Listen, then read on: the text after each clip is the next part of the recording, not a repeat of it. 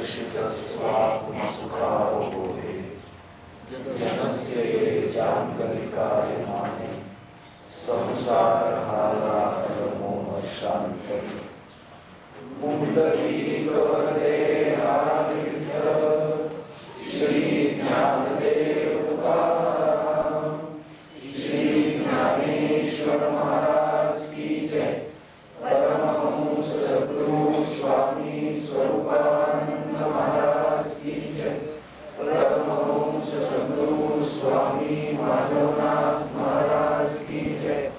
सर्व संतन की जय जय जय रघुवीर।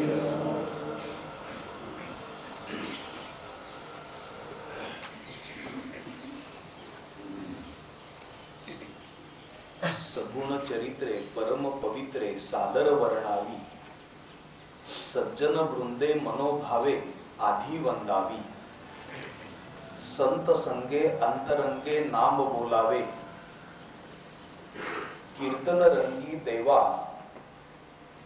सन्निध सुखे डोलावे भक्ती ज्ञाना विरहित गोष्टी इतरा न कराव्या प्रेम भरे वैराग्याच्या युक्ती विवराव्या जेणे करुती मूर्ती ठसावे अंतरी श्री हरीची ऐशी कीर्तन मर्यादा आहे संतांच्या घरची अद्वय भजने अखंड स्मरणे वाजवी करटाळी एका जनार्दनी मुक्त होय तत्काळी।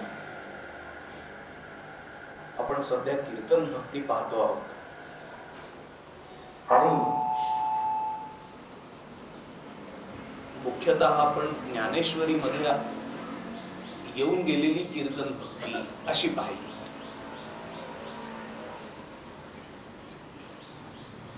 आपण अर्जुनाने भगवंतांची केलेली स्तुती पाहिली, चरित्र वर्णन पाहिलं, गुणवर्णन पाहिलं, रूपवर्णन पाहिलं। तसंच ज्ञानेश्वर महाराजांनी देखील जे भगवंतांचं वर्णन केलेलं आहे ते वर्णन आपण पाहिलं। चरित्रामध्ये आपण कीर्तनामध्ये आपण मुख्यतः हे चार भाग घेतले। एक म्हणजे चरित्र वर्णनाच्या अंगाने गुणगान कीर्तन वर्णन कीर्तन, गुणांच्या अंगाने कीर्तन, रूपाच्या अंगाने कीर्तन। तसंच ज्ञानेश्वरीतला अजून एक भाग आपण पाहणार आहोत ते म्हणजे ज्ञानेश्वरी मध्ये असणारी सद्गुरु स्तवन अत्यंत बहारदार, अगदी हृदयाशी जपून ठेवावा असा भाग।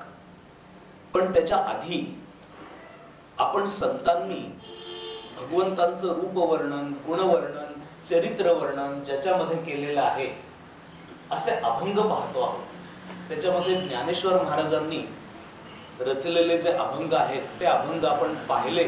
अभंग पाहिले म्हणजे नुसते वाचले, आपण त्याच्यावर निरूपण देखील विशेष पाहिलेलं नाहीये। तुकाराम महाराजांनी देखील अशा पद्धतीने केलेलं वर्णन जे आहे चरित्र वर्णन, गुणवर्णन, रूपवर्णन, तर ते आपण मागच्या वेळेला नुसतं वाचलं, आपण त्या संबंधी विशेष काहीच केलं नाही। तरी देखील त्यांचे शब्द इतके विलक्षण आहेत की त्या शब्दांनी आपल्याला भुरळ पाडली, मोह निर्माण झाला की काय चरित्र असेल, काय गुण असतील, कसं त्यावेळेला तिथं झालं असेल, त्या संबंधी काही प्रश्न देखील इथं आलेले आहेत की जी कीर्तन भक्ती खूपच रंगात आलेली आहे। ज्ञानेश्वर महाराज व तुकाराम महाराजांच्या अभंगांचे केवळ वाचन असून सुद्धा घळाघळा श्रोतेजन अश्रू ढाळीत आहेत।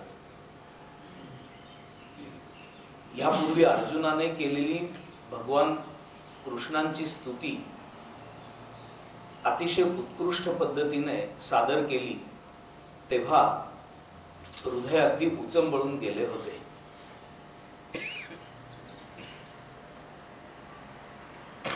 रूपवर्णन, गुणवर्णन, चरित्र वर्णन या तिन्ही प्रकारांच्या आधारे आपल्याला भगवंताच्या जवळ जाता येते. त्यांचे प्रेम म्हणजे काय ते समजते. शिवाय भगवंताला सगुणात कसे भजायचे ते ह्या कीर्तन भक्तीद्वारा समजू लागले आहे. तरी माझी अतिशय नम्र विनम्र होऊन नतमस्तक होऊन सूचना विनंती आहे की महिन्यातून निदान एकदा दोनदा 2 वेळेला फक्त अध्यात्म मंगलधाम मध्ये चक्क कीर्तन व्हावे. डोक्याला सुंदर पुणेरी पगडी असावी, पांढरे शुभ्र धोतर कुर्ता व उपरणे असावे, कपाळाला बुक्का असावा, गळ्यात तुळशी माळ हार व हातात चिपळ्या. बस मग बघा कार्यक्रम संपूच नये असे वाटेल. श्रोते साधक भान हरपून जातील. आपल्याकडे दिग्गज असे लोक मोठ्या स्वामीजींनी तयार करून ठेवले आहेत. आपण स्वतः सद्भक्त पंकज दादा, सद्भक्त मिलिंद दादा, सद्भक्त सुनील दादा त्या वेशात शोभूनही दिसतील.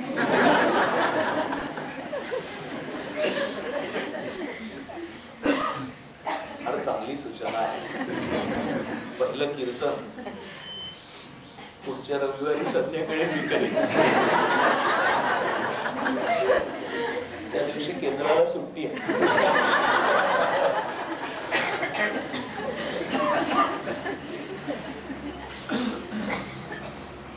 पण तरी इथं येईल.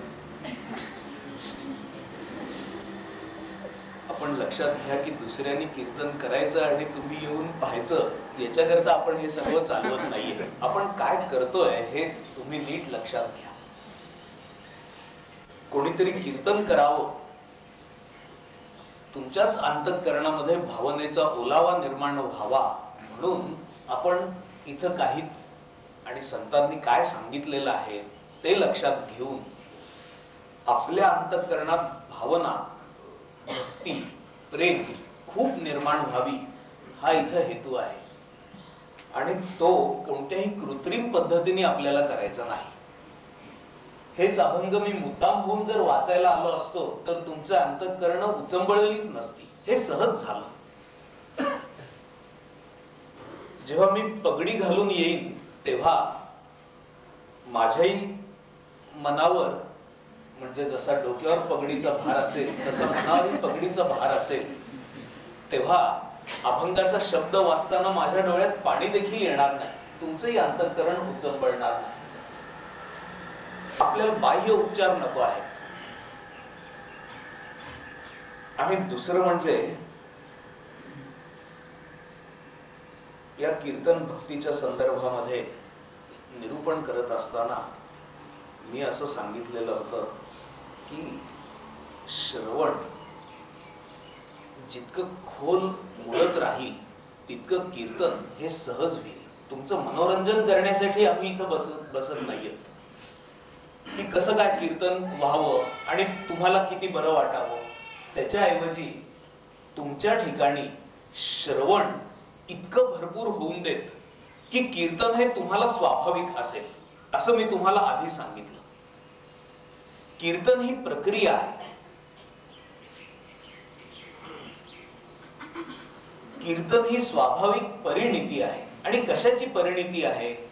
जो विषय आपण ऐकला असेल, ज्या विषयावर आपण मनन चिंतन केलेलं असेल, जो विषय आपल्या जीवनाची परम गती होऊन राहिलेला आहे, आपलं चरम लक्ष्य होऊन राहिलेलं आहे, अशा विषयाबद्दल स्वाभाविकपणाने आपण बोलणं याला कीर्तन असं आपण म्हटलेलं आहोत.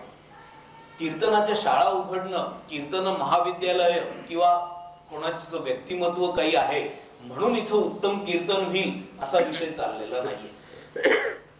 मला नेहमीच ही अडचण वाटते की मला जे सांगायचं आहे ते आणि तुम्हाला जे समजतं आहे ते हे बरोबर आहे ना, एकच आहे ना, अशी नेहमी मला अडचण वाटत राहते. अर्थात ज्यांनी ही चिठ्ठी लिहिलेली आहे ते चांगले साधक आहेत आणि त्यांना काही मनोरंजनाकरता हे नको आहे. आपल्या अंतःकरणातले भाव उचंबळतात म्हणूनच हे हवं आहे. पण मी असं म्हणतो आहे की श्रवण इतकं मुरू दे की तुमच्या ठिकाणी हे कीर्तन निर्माण होईल. आपल्याला ते व्हायला हवं आहे. जर मी अभंग वाचत असताना तुमच्या डोळ्यात पाणी येतं आणि माझ्याही डोळ्यात पाणी येतं, तर तुम्ही अभंग वाचत असतानाही असं होऊ शकेल. ते तुम्ही करावं, तुम्ही करून पहा. फार प्रेमाने पांडुरंगाची मूर्ती समोर उभी आहे, रामचंद्रांची मूर्ती समोर उभी आहे, मनश्चक्षूं समोर, आणि तुम्ही वाचता आहात आणि प्रातिभ दर्शन घेत आहात, साहित्य दर्शन घेत आहात, वाङ्मयीन दर्शन घेत आहात, आणि तुम्हाला प्रत्यक्ष दर्शनामध्ये जे समाधान आहे त्याच्या 100 गुण समाधान असं मिळेल, असं मी तुम्हाला सांगतो आहे. त्यामुळं अमुक अमुक जण कीर्तन करू शकतील आणि तुम्ही हे जरूर करा असा हा विषय चाललेला नाहीये. त्याच्याऐवजी आपलं असं चाललेलं आहे की ही गोष्ट तुमच्या आमच्या जीवनामध्ये अवतरू शकते आणि त्या दृष्टीने आपण याच्याकडे पाहायचं आहे. सगुण चरित्रे परम पवित्रे सादर वर्णावी, सज्जन वृंदे मनोभावे आधी वंदावी, संत संगे अंतरंगे नाम बोलावे, कीर्तन रंगी देवा सन्निध सुखे डोलावे. प्रसंगी अगदी सुरुवातीला आपण लोकांना देखील जमवण्याची गरज नाही. स्वरूपानंदकर म्हणत असत की अवघे महाराष्ट्र जन आपुल्या हृदयी भावो, शिकवावे आपणासी आपण, तेणे समाधान नित्य होय. आपल्याला आपलं जीवन बदलायचं आहे, बाकी कोणाकरता आपल्याला काही करायचं नाही. आपल्या जीवनाकरता, आपल्या जीवनाच्या ट्रान्सफॉर्मेशन करता म्हणून हे प्रभावी उपाय आहेत. श्रवणम, कीर्तनम, विष्णोः स्मरणम, पादसेवनम, अर्चनम, वंदनम, दास्यम, सख्यम, आत्मनिवेदनम. या न्यायाने जेव्हा अर्चन भक्ती इथं मी सांगायला लागेल तेव्हा एखाद्या वेळेला सूचना होईल की मोठमोठे यज्ञ, याग, होम, पूजा अशा इथं घडाव्यात. याकरता हे चाललेलं नाहीये. इथं मी जे काही सांगतो आहे ते असं सांगतोय की आपण आंतरिक भक्तीमध्ये डूब देऊन राहावं, आपण आंतरिक भक्ती शिकावी. आणि ही जी आंतरिक भक्ती आहे, ही आंतरिक भक्ती आपल्या ठिकाणी, आपल्या प्रयत्नांनी, आपल्या भावानी निर्माण होऊ शकते. संतांचे शब्द जे आहेत त्या शब्दाच्या आधाराने आपलं हृदय द्रवीभूत होऊ शकतं. ही हार्दिक गोष्ट आहे, अंतःकरणापासून करण्याची अशी गोष्ट आहे. नाथांनी जे अभंग रचले ते खूप थोडे आपण पाहणार आहोत, खूप अभंग पाहणार नाही आहोत. माझा या प्रवचनामध्ये हे सर्व संपवण्याचा असाही विचार आहे. नाथांनी जे अभंग रचलेले आहेत त्या अभंगामध्ये तृप्तता ओसंडून वाहते. त्याच्यामध्ये तळमळ नाही. फार फार तर 5% अभंग तळमळीचे असे आहेत. जे तुकाराम महाराजांचे अभंग आहेत अथवा नामदेवांचे अभंग आहेत त्याच्यामध्ये तळमळ ओतप्रोत भरून राहिलेली अशी दिसते. ते आपल्या हृदयाला हात घालतात, आपल्याला रडवतात. नाथांची साधना, विनोबा म्हणतात की हिवाळ्यामध्ये असणाऱ्या नदीसारखी अशी तृप्त, परिपूर्ण, शुभ्र, स्फटिकवत जल जसं असतं तसं अशी होती. त्यांचं सर्व जीवन अत्यंत सुखी, समाधानी,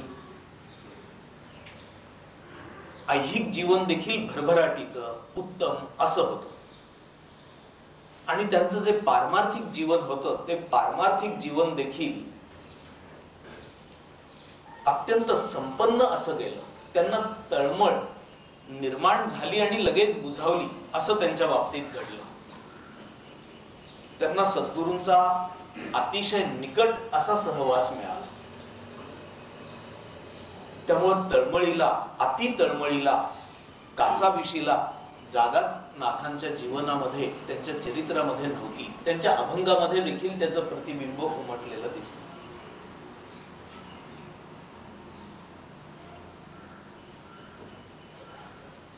तुकाराम महाराजांना जे सद्गुरूंच्या सहवासाची उणीव त्यांच्या जीवनामध्ये होती त्यामुळं त्यांना अनेक मार्गाने खूप प्रयत्न करायला लागले असं दिसतं. त्यांना स्वप्न दृष्टांत झाला. तुकाराम महाराजांनी प्रसंगी सद्गुरूंवर देखील, गुरूंवर, तथाकथित गुरूंवर देखील टीका केलेली दिसते. असे त्यांचे अभंग भरपूर आहेत. पण सद्गुरूंच्या सानिध्यामध्ये, सद्गुरूंच्या सहवासामध्ये आपल्याला कशा पद्धतीने लाभ झाला असे अभंग तुकाराम महाराजांच्या अभंगांमध्ये नाहीत.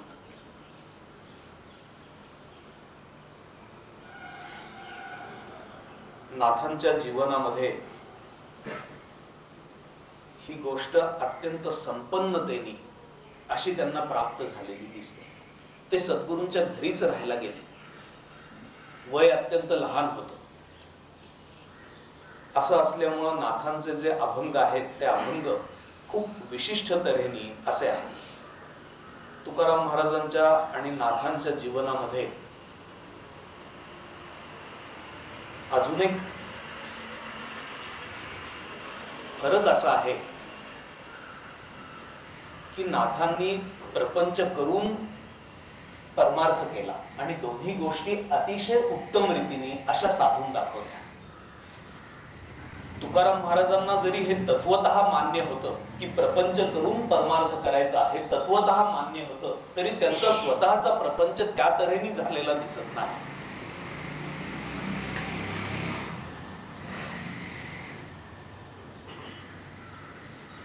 न मिळो खावया न वाढो संतान,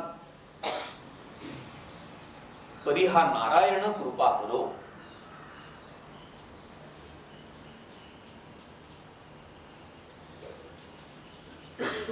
अशी जी जिद्द तुकाराम महाराजांच्या अभंगांमध्ये आढळून येते, तर नाथांच्या अभंगांमध्ये परिपूर्णता आढळून येते.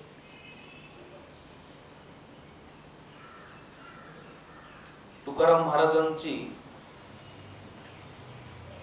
प्रपंच आणि परमार्थ दोन्हीही एकाच वेळेला उत्तम रीतीने करावं, साधावेत अशा पद्धतीचे जरी उद्गार असले तरी देखील तुकाराम महाराज हे अग्नीसारखं जीवन असणारे असे संत होते. धडधडीत, धडाडता अग्नी जसा असतो तसा निसंग, मोकळे, जे सानिध्यात येईल ते हरिमय होऊन जाईल, धडधडून जळून जाईल. आणि त्या भावाने त्यांनी सर्व गोष्टींकडे पाहिलं तर नाथांनी अत्यंत तृप्ततेने, आत्मभावाने, परमात्म भावानेच सर्वांना न्याय दिला. त्यांच्या ठिकाणी काही जळून जाणं नव्हतं, तर त्यांच्या ठिकाणी अंतर्बाह्य तृप्तता भरून गेलेली अशी होती. म्हणून नाथांनी कीर्तनाच्या बाबत जी त्यांची कल्पना आहे ती या अभंगामध्ये जी मांडलेली आहे.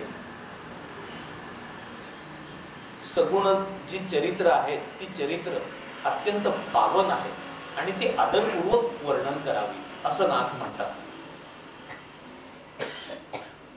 आणि सगुण चरित्र वर्णन करत असताना संतांना मनोभावे वंदन करावं.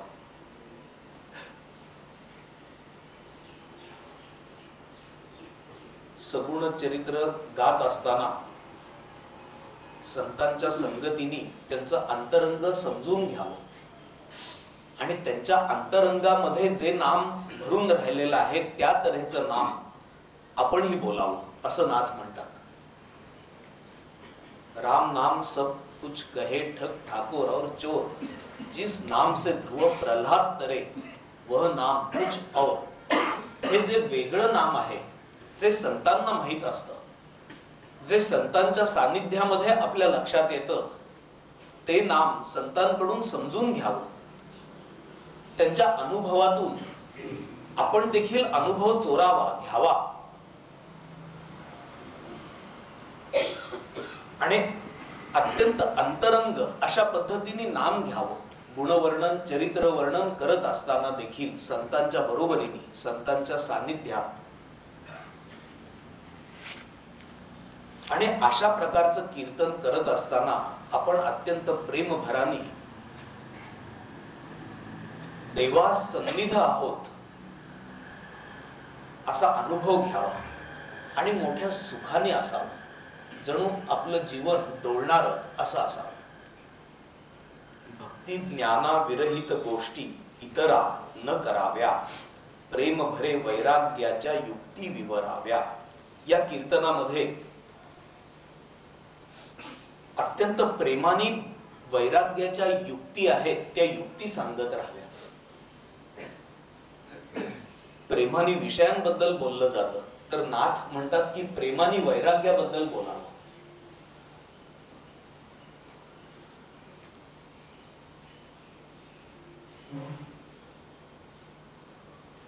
जेणेकरुनी मूर्ती ठसावे अंतरी श्रीहरीची. सर्व काही करावं, भक्ती ज्ञान याच्या विरहित गोष्टी बोलू नयेत, भक्ती ज्ञानासहित जे आहे ते बोलत राहावं.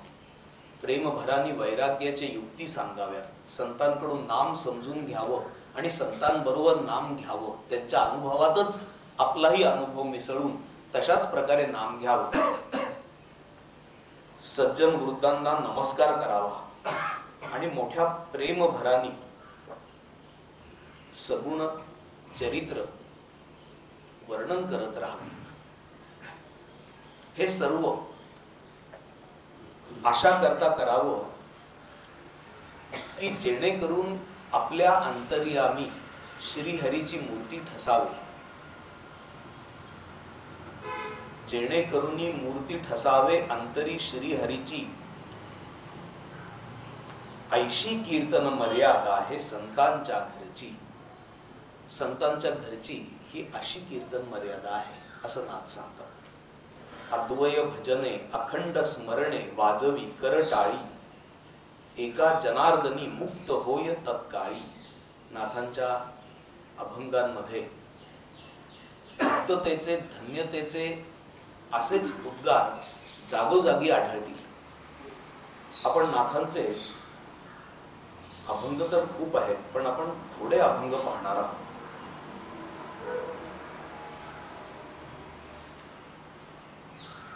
सुंदर ते ध्यान मांडिये घेऊनी, कौसल्या जननी गीती गाये.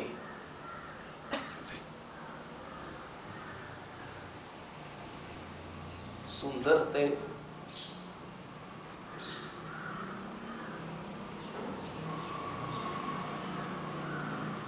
ध्यान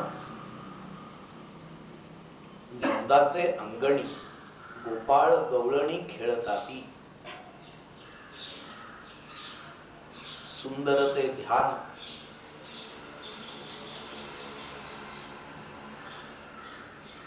चंद्रभागे तटी, कुंडलिकासाठी उभे असे.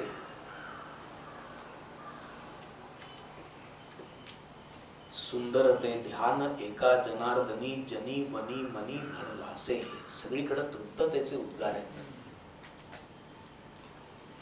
ते फक्त हे ध्यान सुंदर आहे असं सांगून थांबत नाही, तर एका जनार्दनांच्या अंतर्यामी ते भरून राहिलेलं असल्यामुळं जनी वनी मनी हेच ध्यान भरून राहिलेलं आहे असं आपल्या स्वतःविषयी नाथ सांगतात.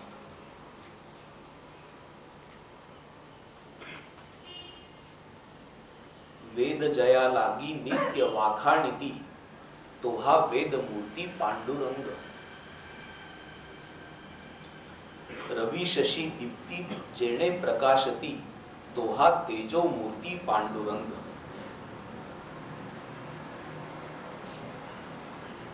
पाचा भूतांची जो करीतो झाडणी, तो हा ज्ञान खाणी पांडुरंग. राजा त्रैलोक्याचा गुरुराज स्वामी, वसे अंतर्यामी पांडुरंग. पांडुरंग वसे अंतर्यामी पांडुरंग.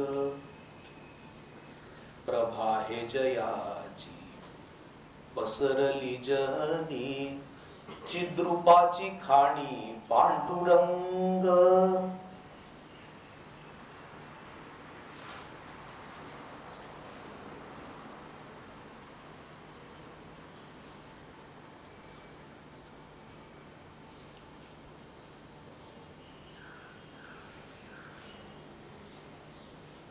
परोपकारालागी अवतार केला, आनंदाचा झेला पांडुरंग.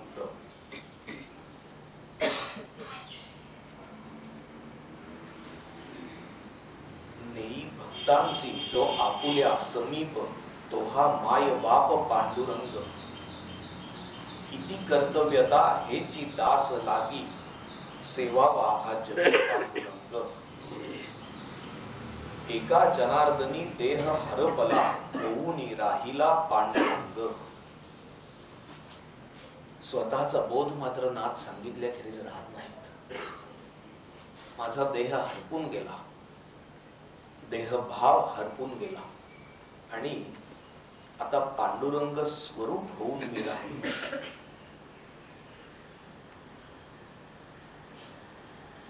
चरणांची थोरी जाणे गौतमी, गौतम सुंदरी. हृदयाची थोरी भक्त जाणती बरोबरी, करांची ती थोरी जाणे सुदामा निर्धारी. समचरणींची शोभा एका जनार्दन उभा, निवांत श्रीमुख पहावे डोळे भरी. तेणे नुरे अंतरी इच्छा काही, चरणी ते मिठी घालावे दंडवत. तेणे पुरे आर्त सर्व मनींचे, तृप्तता ओसंडून वाहते. हृदय कमळी पहावा, तैसा ध्यावा. एका जनार्दनी विसावा सहजची.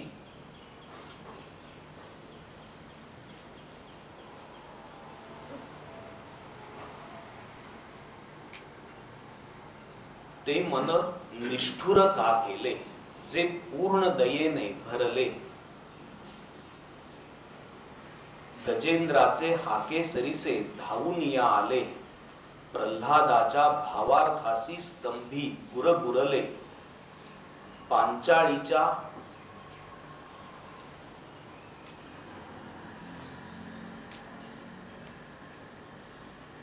करुणा वचने कळवळून आले.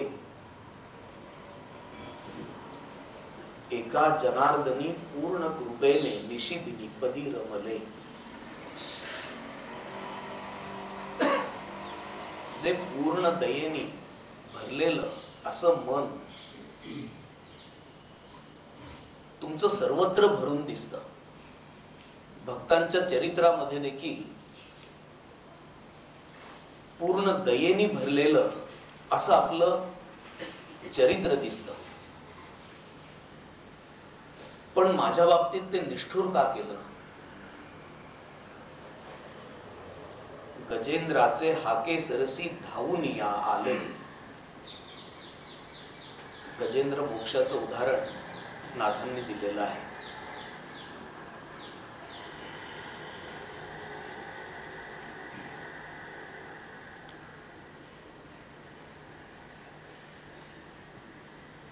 भगवंताचा धावा करणाऱ्या, भक्ती करणाऱ्या अशा गजेंद्रांनी भगवंताच्या प्रेमाखातर म्हणून त्यांना अर्पण करण्यासाठी पाण्यात उगवलेलं कमळ घेण्याकरता म्हणून पाण्यात प्रवेश केला. तेव्हा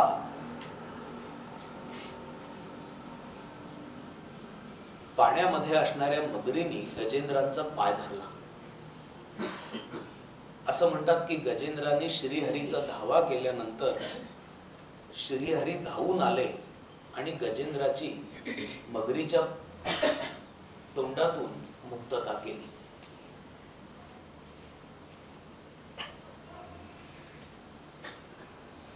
हिरण्यकश्यपूचा मुलगा नारदांचा शिष्य परम भागवत अशा प्रल्हादाला नारदांच्या कृपेने नामस्मरण आणि साधना करत असताना सर्व ठिकाणी नारायणच भरून राहिलेला आहे असा अनुभव येऊ लागला. अशा प्रकारे व्यापक साक्षात्काराची दृष्टी प्रल्हादांच्या ठिकाणी स्थिर झाली. आपल्या खेरीज अन्य कोणीही श्रेष्ठ नाही अशी भावना असल्यामुळं त्याच्या पित्यानी त्याला अनेक वेळेला नाम घेण्यापासून परावृत्त करण्याचा प्रयत्न केला.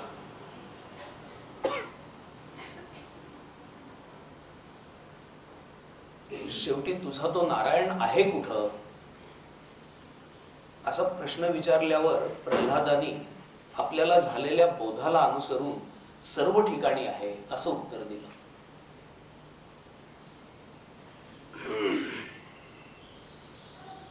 तेव्हा त्यांनी या खांबात तो आहे का असं विचारलं तर त्यांनी खांबातही आहे असं म्हटल्यावर हिरण्यकश्यपूंनी एक लाथ मारून तो खांब तोडून टाकला. तेव्हा त्या खांबामधून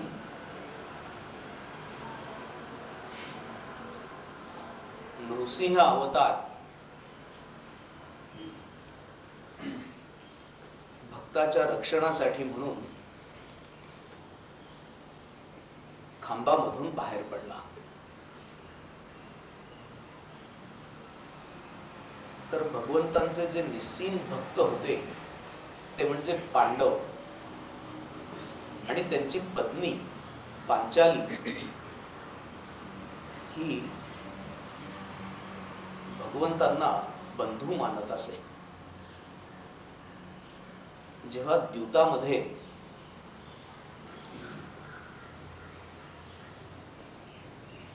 आपले चारही भाऊ गमावल्यानंतर आपल्या स्वतःला पणाला लावलं युधिष्ठिराने आणि आपण स्वतः हरल्यानंतर मग आपल्या पत्नीला पणाला लावलं. पांचालीचा असा प्रश्न होता की जो आपल्या स्वतःला हरला तो आता द्यूत खेळून आपल्या पत्नीला लावू कसा शकेल. पण तो ऐतिहासिक भाग झाला. त्यावेळेला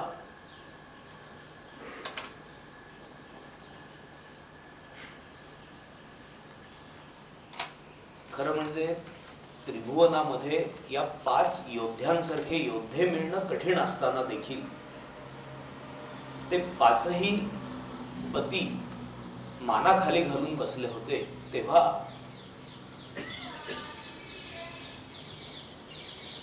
पांचालीनी आपल्या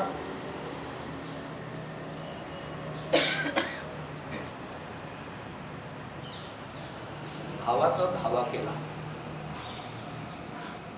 आणि भगवंतांनी अतिशय त्वरेने पांचालीची मुक्तता केली. पांचालीच्या करुणा वचने गळवळूनी आले एका जनार्दनी पूर्ण कृपेने निशिदिनी पदी रमले. एवढं सगळं सांगितल्यानंतर नाथ महाराज स्वतः मात्र मी निशिदिनी आपल्या पदी रममाण झालेला आहे असे तृप्ततेचे उद्गार काढतात.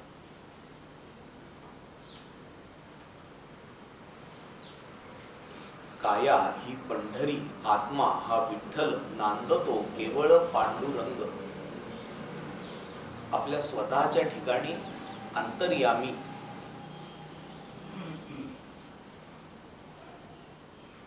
मोठ्या तृप्ततेने पांडुरंगाचं दर्शन नाथ निशिदिनी असे घेत होते. ही सवय आहे. आपण आपल्या स्वतःला जर असमाधानी असं ठरवलं तर आपण असमाधानी राहतो. आपण आपल्या स्वतःला कोणत्याही परिस्थितीमध्ये तृप्त समजलो की आपण तृप्त होऊन जातो. नाथांची साधना अशी तृप्ततेतून चालू होती. ही प्रकृती आहे. तुकाराम महाराजांची एक प्रकृती आहे तशी नाथांची एक प्रकृती आहे. या प्रकृतीला हाताल धरून अत्यंत धन्य अशा भावाने नाथांनी साधना केलेली दिसते.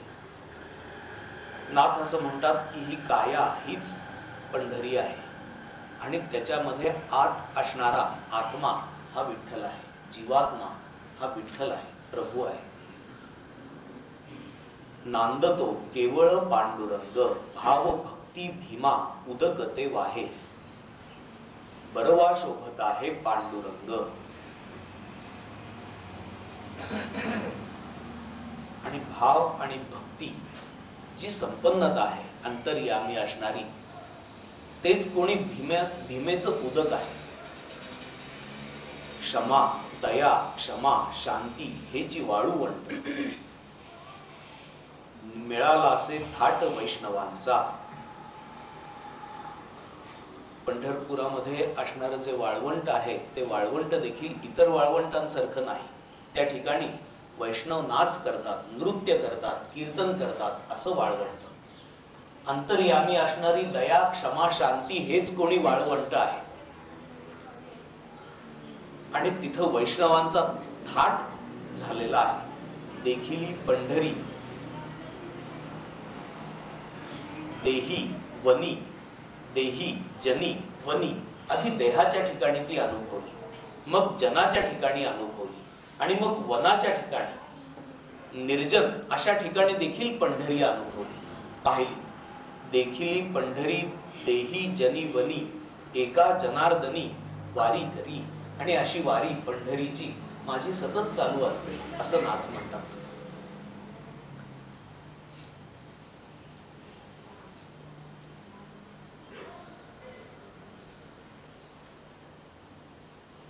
झाली संध्या संदेह माझा गेला, आत्मा राम हृदयी प्रगटला. गुरुकृपा निर्मळ भागीरथी, शांती क्षमा यमुना सरस्वती. ऐसी पदे एकत्र जेथे होती, स्वानुभव स्नान हे मुक्त स्थिती हो.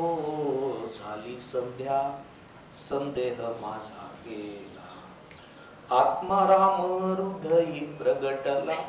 नाथांचं हे जे कीर्तन आहे ते कीर्तन कशा तृप्त भावाने कीर्तन करायला हवं असं सांगतं, सुचवतं, शिकवतं. सद्बुद्धीचे घालून आसन, वरी सद्गुरु कृपा परिपूर्ण. शमदम विभूती चर्चुनी जाण, वाचे उच्चारी केशव नारायण हो. झाली संध्या संदेह माझा गेला. नाथांनी शेवटपर्यंत स्नान संध्यादी उपक्रम चालू ठेवलेला होता. तरी देखील नाथांनी असा उद्गार काढलेला आहे की माझा संदेह नाहीसा झाला, त्यामुळे संध्या करण्याचं कारण माझ्या जीवनामध्ये संपलं. प्रत्यक्षतः संध्या, स्नान संध्या दी साधना नाथांनी आपल्या जीवनामध्ये अंतापर्यंत अनुसरलेली होती. सहज कर्मे झाली ब्रह्मार्पण, जननो हे अवघा हा जनार्दन. ऐकता निवती साधूज.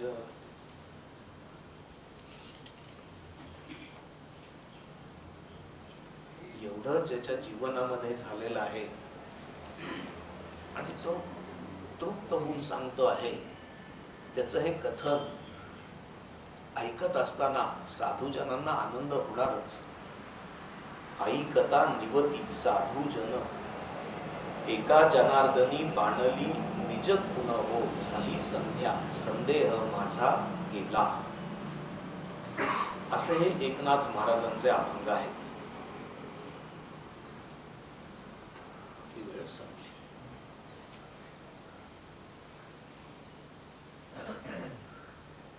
खरंच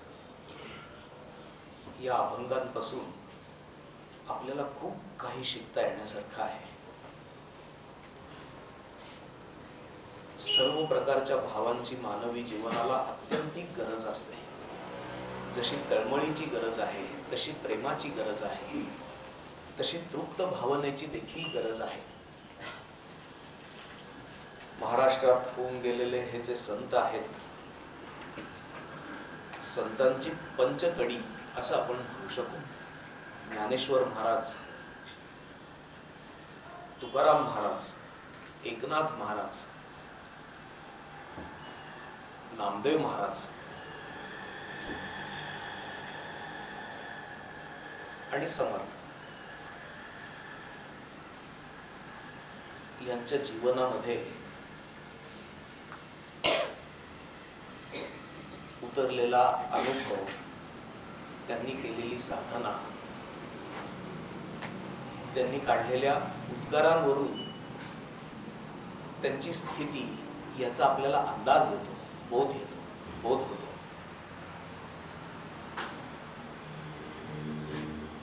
आपल्यामध्ये अनेकांना खूप तळमळ असेल, तर अनेकांना तळमळीचा स्पर्श नसेल, तर सहज प्रेम वसत असेल, सहज प्रसन्नता असेल. ज्यांना खूप सहज प्रसन्नता आहे, सहज प्रेम आहे, सहज तृप्ती आहे, त्यांनी तुकाराम महाराजांचे सारखी तळमळच मला पाहिजे असं म्हणण्याचं काही कारण नाही, कारण नाथांचं जीवन समोर आहे. जो खूप प्रेम राखून पण भगवंतांनी कृपा करावी म्हणून भगवंतावर नाराज होऊ शकतो, भांडू शकतो, त्याला नामदेव महाराज समोर आहे. त्याने असं म्हणायचं कारण नाही की ज्ञानेश्वर महाराजांनी असं कुठं भांडण उभं केलेलं आहे. हा सगळा प्रेमाचा मामला आहे.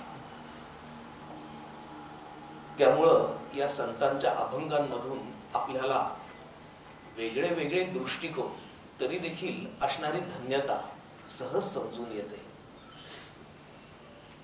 आपण हे सगळं थोडस डोळसपणे पण कितीतरी अधिक भाव ठेवून असं ऐकतो आहोत. ऐकूया, पाहूया आणि या अभंगांच्या निमित्ताने थोडस संतांच्या देखील अंतर्यामी जायला आपल्याला मिळतं, ते देखील आपण जाऊया की जेणेकरून ज्यामुळं आपल्याला आपण कसं चालायचं त्याच्या संबंधीच्या काही खुणा मिळू शकतील. हरिओम तत्सत. विठ्ठल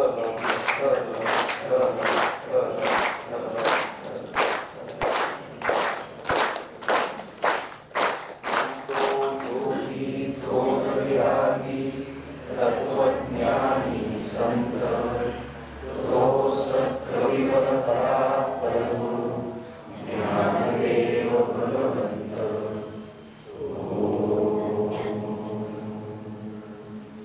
ओम ईशावास्यम इदं सर्वं यत्किंच जगत्यां येन त्यक्तेन पुञ्जीभाः कस्य सुधनम्. ओम शांति शांति शांति.